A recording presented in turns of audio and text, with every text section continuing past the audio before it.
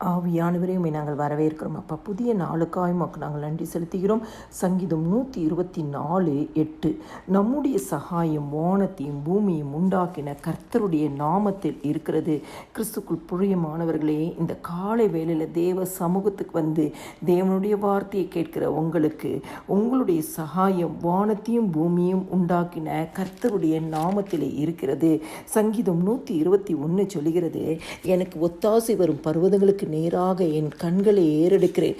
வானத்தையும் பூமியும் உண்டாக்கின கர்த்தரிடத்திலிருந்து எனக்கு ஒத்தாசை வரும்.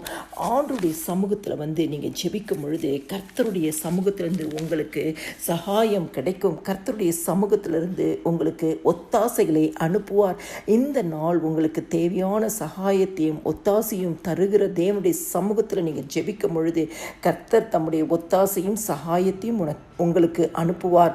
சங்கீதம் 146:5-6 சொல்கிறது, யாக்கோபின் தேவனை தன் துணையாக கொண்டிருந்து தன் தேவனாகிய கர்த்தர் மேல் நம்பிக்கை வைக்கிற மனுஷன் பாக்கியவான்.